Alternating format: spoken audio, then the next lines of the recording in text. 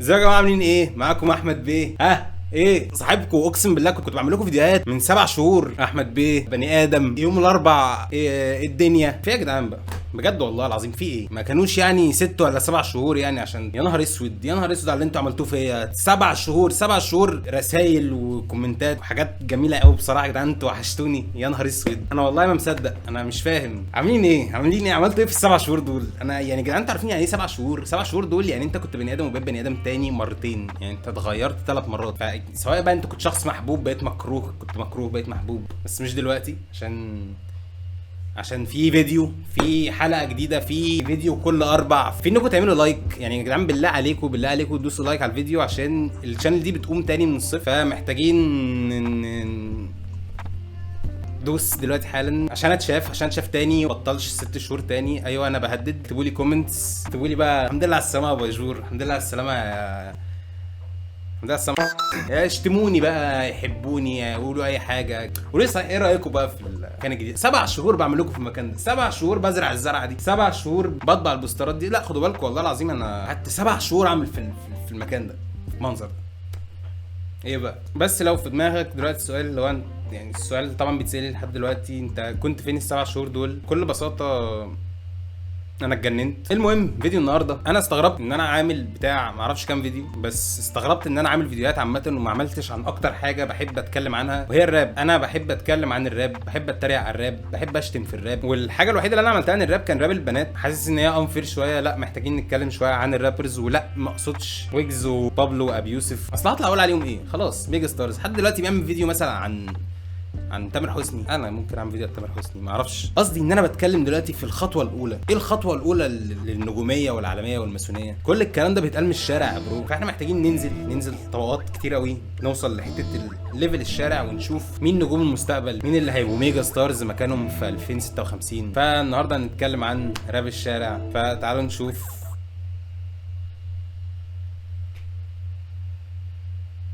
ايه الدنيا.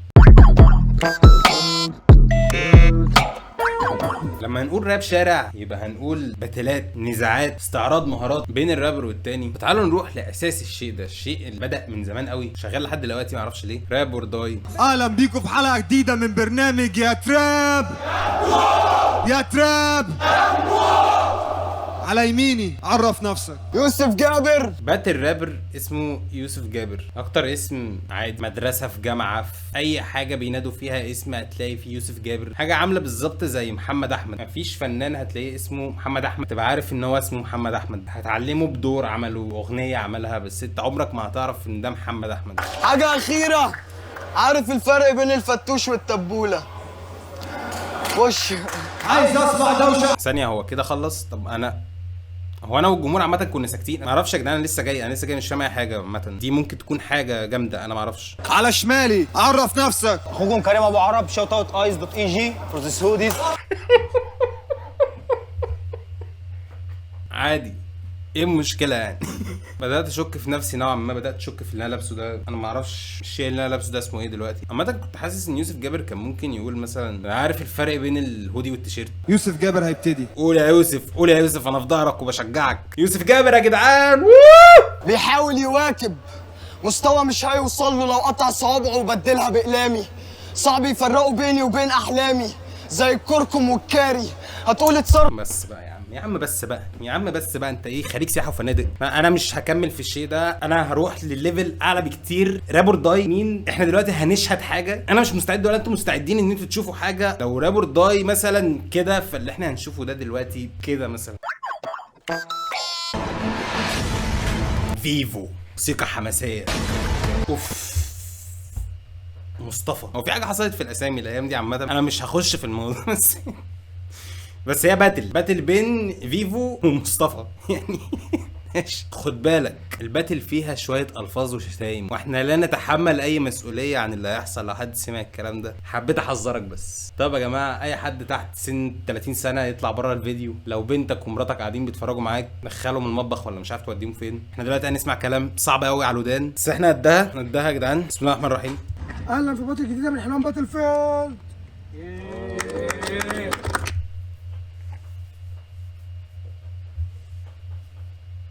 يا رب يا رب ابدا ابدا ابدا ما تحطنيش في الموقف ده، ما تحطنيش في الموقف يعني.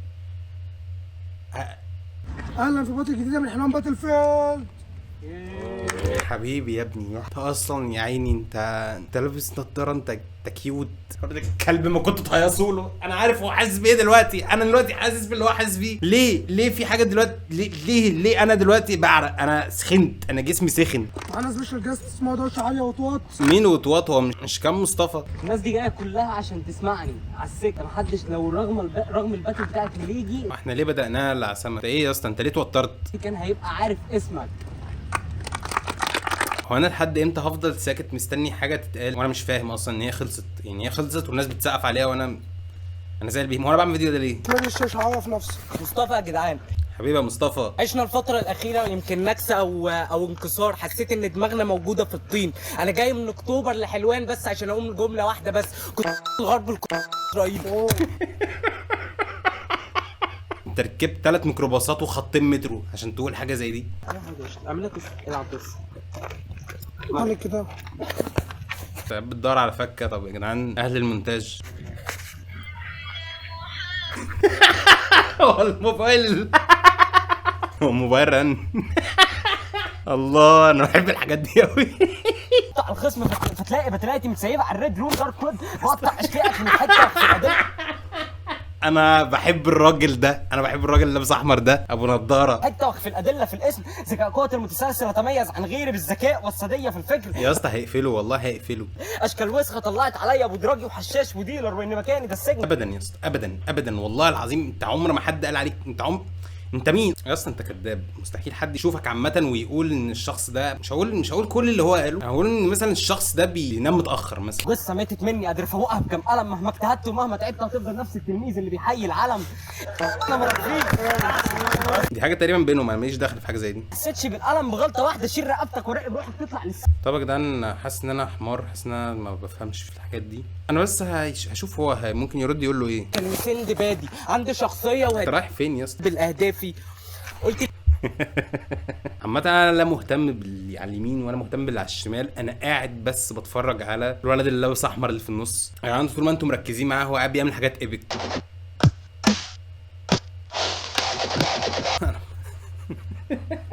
مفيش اي تفسير للمزيكا اللي اتعملت دي غير ان الواد ده سجل الصوت اللي انت بتصحى عليه الساعه 3 العصر، صوت العمال اللي بيشتغلوا فوق مثلا. في حد بعت الشيء ده لحد والحد ده وافق وقال له جامده فشخ، انا هحطها انترو. تمام، انا ما عنديش اي اعتراض، انا عايز ابدا الباتل بكل هدوء. بيكم في اول ايفنت في حلوان باتل فيلد، دوشه عاليه لكل الناس اللي موجودين. ايه ده الواد الهوست هو اللي هيباتل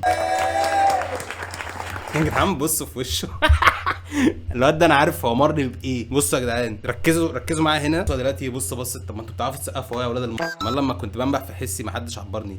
معانا اول باتل على يميني، عرفنا انت مين. دخولي مخيف.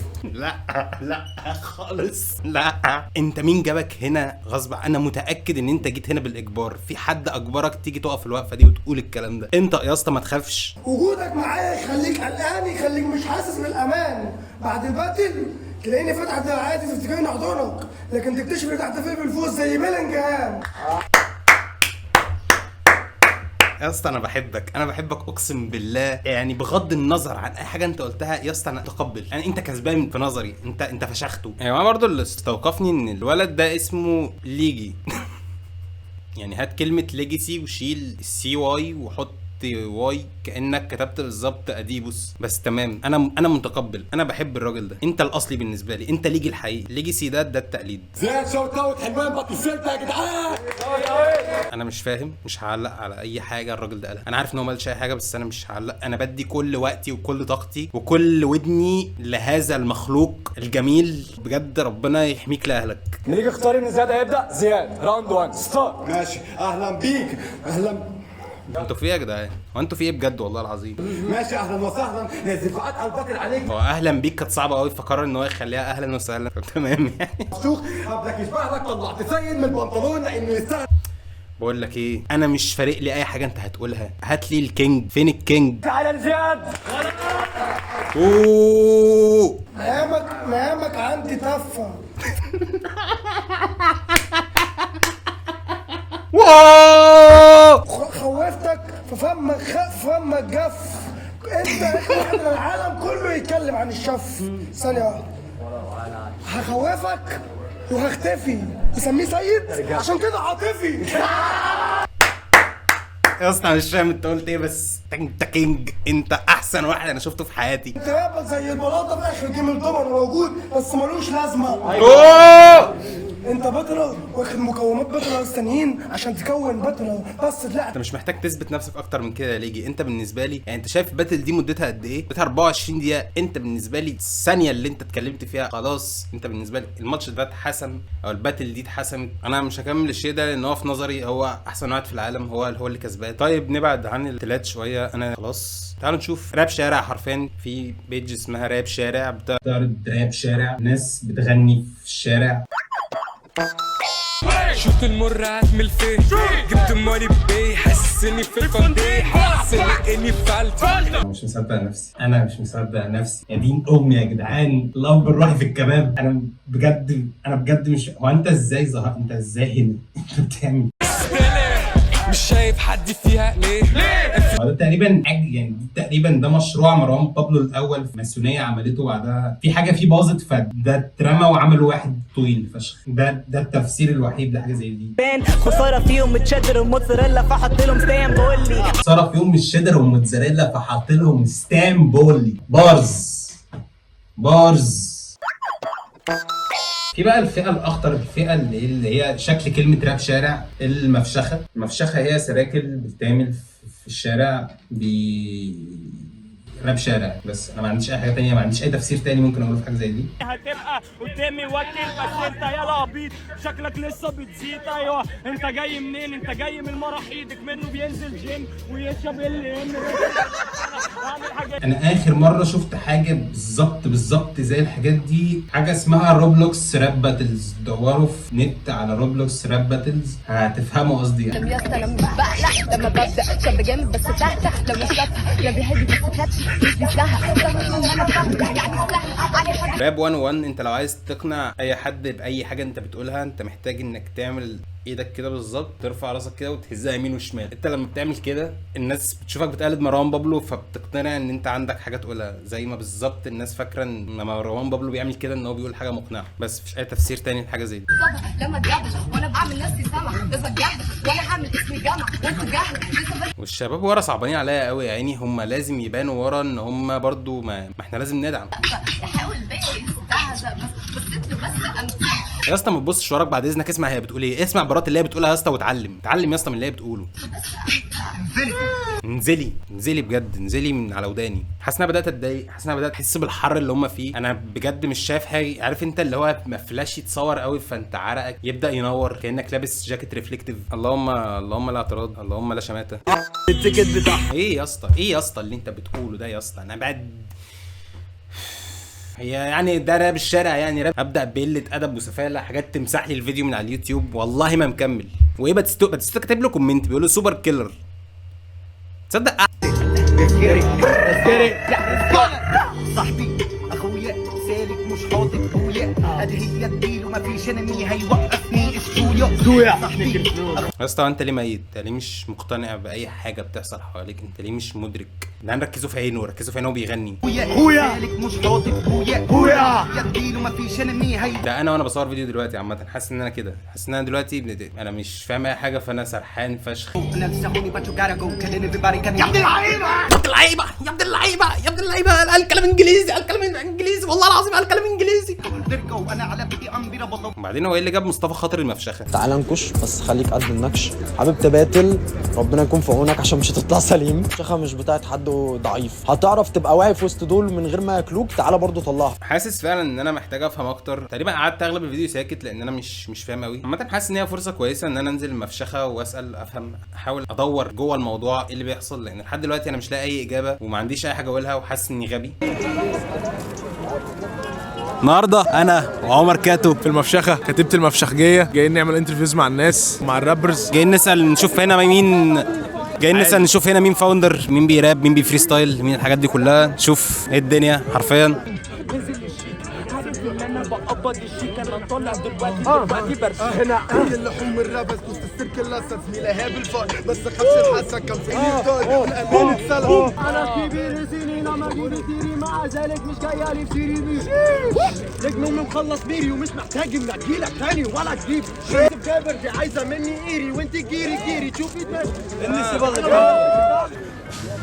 الراجل ده شخص مهم. شكرا. ايه الاخبار؟ عرفنا بنفسك. نور الدين. تايتن جي 23 سنة. انا خشخش، فاوندر مفشخة. انا رابر وجرافيك ديزاينر، سينيور جرافيك ديزاينر. انا كمان على فكرة سينيور جرافيك ديزاينر وجوست رايتر، غير ان انا يعني مهندس مدني بس. مدني. حاجات كتير قوي في بعض. طب انت ايه الحاجة الأساسية مثلا؟ كله أساسي. واحد بيقولوا طباخ. بطبخ بجد؟ والله. تعمل اكل ايه؟ يعني اي حاجة. كبدة اسكندراني. موت. اسمي موس، عندي 21 سنة، فري ستايلر الجيل ده، احسن فري ستايلر في مصر حاليا. سويسي، 21 سنة، بحبكم، بتحبوني اكيد ان شاء الله يعني. والله احنا بنحبك اكتر. نور الدين، كام سنة؟ 19. تدرس ايه؟ تربية نوعية. انا بدرس نظم معلومات ادارية. انا في حقوق انجلش، انا بدرس اوكي. لسه ما اتخرجتش. رابعة حقوق انجلش. ادب انجلش. بتعمل حاجة جنب الراب ولا مخلي الراب هي الحاجة المين؟ طبعا بشتغل، وانا بنصح كل شاب في الاندر جراوند راب عامة، او بتعمل حاجة بتحبها وانت صغير، انت لازم تشتغل، لان اهلك مش هيفضلوا يصرفوا عليك على الحاجة اللي هم بيبقوا شايفينها في الاول هايفة. اشتغل حاجة بره ومع المزيكا برضه، بس المزيكا اكتر يعني. انا كنت شغال مدير انتاج في مصنع وبتاع، بس حصل مشكلة وسبته وبتاع. بس المزيكا دلوقتي هي اكتر حاجة. لو ما كنتش رابر كنت ممكن تبقى ايه؟ انا بعيدا عن انا رابر اصلا، يعني احنا كل واحد مش مجرد ان هو رابر بس، هو واخد المزيكا حاجة اساسية فعلا زي ما موسى قال، بس احنا يعني كل واحد في مجاله. انا مثلا بروجرامر في نفس الوقت، وده حاجة انا اتعلمتها من اليوتيوب، وشغال كاستمر سيرفيس انجلش في شركات اجنبية عادي. مثلا جالك جوب اوفر، فلوس كتير فشخ في الشهر، 50,000 جنيه في الشهر، بس انت مش هتقدر تتفرغ للمزيكا او الكالتشر بتاعك. شغلانه عاديه فشخ بعيد عن اي حاجه بقى، كول سنتر في اي حاجه. جامد، انا بعمل كده. انت مش فاهم. انا فاهم، جات لك اسيب ده؟ لا مش هسيبه طبعا. حتى لو اتعرض عليك اللي هو فلوس كتير قوي قصاد ده، يا تعرف تعمل الاثنين يا ما تعملش. بص، هو احنا سمعنا كلام كده قبل ما نيجي ان في حاجه اسمها المفشخه الكبيره والمفشخه الصغيره. عندك اي معلومات عن الحاجه دي؟ انت قصدك اصل هي ليها معنيين، المفشخه الكبيره اللي هي زمان، والمفشخه لما رجعت اللي هي الصغيره، ولا اللي هو اليوم نفسه بيبقى فيه مفشخه صغيره ومفشخه كبيره؟ ليت مي تيل يو اللي انا اعرفه عن القصه دي. ماشي. لان انا برضو مش عارف 24 سنه، لان انا باجي من السويس. اتولدت سويسي ولا هو انت مخبي طب انت في السويس بيبقى اسمك سويسي برضه؟ لا، في السويس بيبقى اسمي من هنا. عادي. بلدينا. لا، اسمي من هنا. من هنا يعني اسمي في البطاقه من هنا ذكر. اتفضل. اعزب. الحوار بتاع المفشخه الصغيره والمفشخه الكبيره ده مش حقيقي. ايه ده؟ في حد قال لنا ان هو كان فيها وخلاص دلوقتي ما بيروحهاش. المفشخه الصغيره تقريبا المفشخه الصغيره بتبقى الساعه 7 مثلا، المفشخه الكبيره بتبقى الساعه 8. لا بص، هو بيبقى في دايما جروب كده، يعني احنا بنبقى عاملين سيركل، بس بيبقى في شباب لسه مش عارفين يدخلوا السيركل عشان الشباب التانية بيتلموا على جنبنا كده، فاهم؟ ليها معنى، ما طلعش مش حاجه. ممكن يعني ممكن ده يبقى الميننج، بس هو الاسم مش واصل لكم اصلا، اللي هو المفشخه الصغيره. اوكي يعني فاهم، مسمينها بينهم وبين بعض. بس شباب، لا هم برضو اصل انت بيني وبينك يعني في شباب بتبقى جايه من، يعني في ناس بتيجي من راس البر، في ناس بتيجي من دمياط، في ناس بتيجي من اسكندريه، في ناس بتيجي من السويس برضو، في ناس بتيجي من المنصوره. فانت دافع فلوس وجاي وتعب نفسك وكاتب، وفي الاخر مش هتغني يعني. بص احنا مش في امريكا يعني. لو عايز اباتل اعمل ايه؟ انت محتاج تبقى مفشخه قويه بس كده، غير ان انت بتعرف تراب، يعني اكيد مش هتيجي تلقي شعر في باتل، فاهم حاجه؟ طب لو شخصيتي ضعيفه بعرف في باتل واحد دلوقتي وراح مطلع لك روحه رسم وقال لك انا عندي شخصيه. لو شخصيتي ضعيفه بعرف اراب. انا مش بس انا ما بحبش الكاميرا يا اسطى، والنبي جاوب عليا بالله عليك. بقى حته الباتلز والباتلرز، يعني شفنا في الباتلات قبل كده ناس مثلا بتمسك حاجه على حد، اللي هو مثلا صاحبته. ايوه انا فاهم. فهل لو حد مصاحب في الرابرز هنا بيخبي ده ولا عادي بيقول؟ لا بص، هو الناس بتبقى عارفه كده، بس لما حد بيستخدم داتا زي دي بتعتبر ان هو استخدمها بطريقه مش اصول كاصول باتل راب، لان احنا نازلين دلوقتي بالحب، فدي راب جيم. انا اقصد في حد، فلو حد لا ما بنخبيش في العادي، ما بنخبيش. ولا ممكن ما تفرقش معايا يقول طب لي انت في علاقه عاطفيه في حياتك؟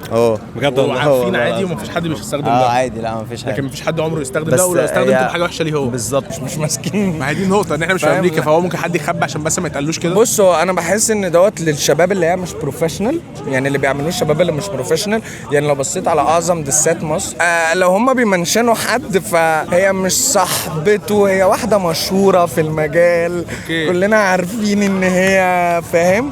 مش بنحب ان احنا نجيب الكلام دوت. هتلاقي ما بنجيبش سيره الاهل وما بنجيبش يعني سيره العلاقات. محدش محتاج ان هو يخبي حاجه شخصيه زي كده. لا خالص، ما بنخبيش الحاجات دي، بالعكس يعني. طب انت عندك علاقه عاطفيه؟ لا الحمد لله ما فيش. هو انت دلوقتي بتخبي ولا؟ لا ما بخبيش والله، الحمد لله يعني ماشيه كده الحمد لله.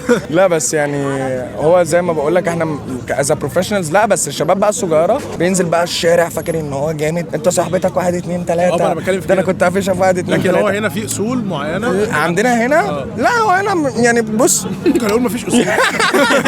احنا 2 دلوقتي مثلا جابوني قالوا لي اه تقف في باتل، وقفت في باتل يوم ده شتم اختي ده يا ساتر يا رب. تمام، فده راح جاي لافف وراح جاي عامل له ايه، عايز اكله بالبنيه في عينه. الفيديو ده انتشر على التيك توك، كلايف منزله اللي هو بتاع سالت ياض على كردي بجد.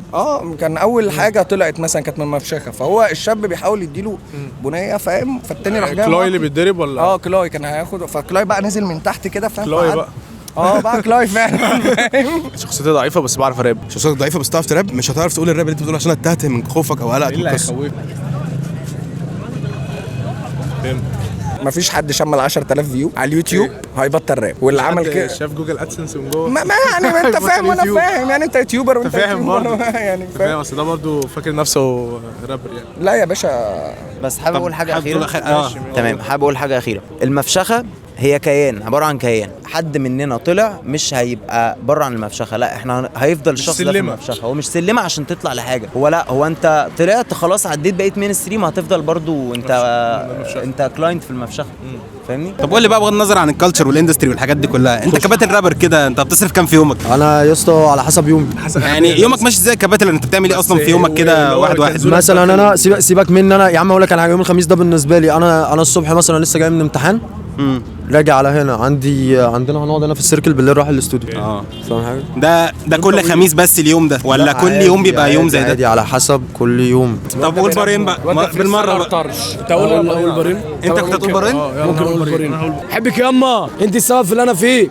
طيب ماشي، ببقى ماشي راكب انا زيك زي التسلا يا اسطى، لو انت ذكي فانا برضو بيبقى غبائك انت يا اسطى معايا مش هتسلك، حاسس برضو انك كده بتسابقني في فسبه يا اسطى، انا سابق في الحلبه، تيجي تقول لي يا ريتني الحقك يا اسطى، تيجي تقول لي تعالى العب لي فتحس ان برضو كنت النجم ودي ارتجال على العادي. كل ده ممكن يتعمل عليه زماره محمد عبد العاطي واك بس فكك برضو كده يا زميلي، لو انت بتطير في الليل فانت بالنسبه لي مش خفاش على الاطلاق، انت كنت ويت واط، فتحس ان برضو صوت الولد دوت واط، لا بس كده يا زميلي نور، ومش عارف وزني دوت كام واط. وملحوظه ده فري ستايل، على يميني واحد ماسك المايك، على شمالي واحد بيعمل لي هايد بس على العادي، كل دوت رابي، وفي واحد هناك لابس احمر معاه الكاميرا يبقى ده الكاميرا مان، فدوت ارتجال، وانا برضو بنزل كده على المايك بعمل ابتهاج.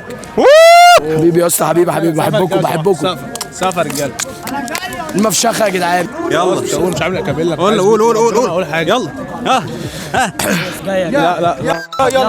مش بيحرك بقه، مش بيحرك دوله، مش هسمعهم فوره جيبك تاني مش هتجيب دوله، انا ما قلتش حاجه ولا قال كل حاجه، الكلام دوت مش بتكلم تاني ولا تجيبه فوره، شفت التكنيك بتكنيك، انت تجيلي تاني بتثبت انا نجمك، انت تجيلي تاني ولا بتيجي ولا بتثبت اسمك انك كان جامد، ده اللي سنه الريتم فشخ، فانا مش هقول لك جامد تثبت. الو مين اسمي بجد لوكي، ممكن اقول لك اني داخل على البيت يا زميلي بيتغير بتادين، عارف اني دلوقتي لما بجد يضرب في الشباب بتولع يا زميلي بريزم امبو 3 كلام قديم. زي ما شفتوا، هل انا طلعت باي حاجه او فهمت اي حاجه من المجهود اللي انا استحملته في ان انا اسمع كل الدوشه دي؟ والله ما يعني لا تقريبا يعني او لا ده غباء مني ما اعرفش. عامه زي ما شفتوا، هل انا طلعت باي حاجه او فهمت اي حاجه من المجهود اللي انا استحملته في ان انا اسمع كل الدوشه دي؟ والله ما يعني لا تقريبا يعني او لا ده غباء مني ما اعرفش. عامه قشطه، انا اتبسطت، حاسس ان هي حاجه لذيذه ان كل الشباب اللي هناك عندهم فعلا حاجه بيعملوها في حياتهم، بيشتغلوا او يشتغلوا على حاجات تانية او بيحاولوا يعملوا حاجه، لان بصراحه حاسس ان يعني ان انت تخلي الشيء ده الشارع والسراكل والحاجات دي ان هي تكون الحاجه المين. يعني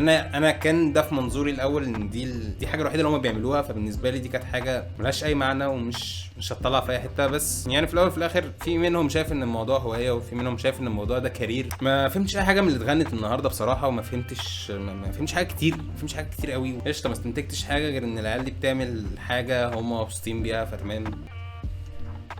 حياتي نحط بقى الموضوع ده والحاجات دي كلها بقى على جنب، وعايز اقول لكم حاجه، عايز اقول لكم يا جدعان، انا بشكركم قوي على كل الرسايل والكومنتس وحوالات والشتايم بجد يا جدعان. يعني الفتره دي بغض النظر بقى عن اي حاجه كان فيها ايه، انا كنت شايف كل المسجز وكنت شايف كل الكومنتس، وبجد هي دي كانت الحاجه اللي مخليني ان انا لا انا لازم ارجع هنا تاني، يعني ما اطولش، اخد وقتي ما فيه كفايه وكل حاجه، بس لا حاسس ان انا ما اعرفش يا جدعان. فشكرا ان انتوا استنيتوا كل ده، وانا اسف ان انا خليتكم تستنوا كل ده، بس اهو يعني ها ايه بقى، ما اعرفش يا جدعان. حاسس ان انا اول مره اصور فيديو في حياتي، اول مره اقعد كده واحس باللي هو ايه، حاسس ان عندي 16 سنه. انا اول فيديو صورته في حياتي كان عندي 16 سنه، حاسس بنفس الاحساس ده بالظبط، ما اعرفش ليه. بس اللي اقدر اقول اننا خلاص وير باك نيو ايرا، مفيش حيطه رمادي خلاص. ده انا عارف ان انتوا دلوقتي شايفين واحد كداب فشخ، يعني دلوقتي شايفين واحد بجد والله بيقول نفس الكلام اللي بيقوله كل تقريبا 6-7 شهور، بس يعني ادوني فرصه، يمكن اطلع بحور، يمكن اطلع بتكلم بجد. بس المهم ان انتوا تعملوا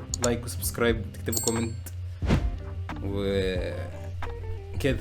انا بقالي كتير قوي مش يوتيوبر، بقالي كتير قوي يا جدعان مش عارف بقى ادي حاجات اليوتيوبرز دي، فريحوني. وبس كده، خدوا بالكم من نفسكم، بحبكم، باي باي.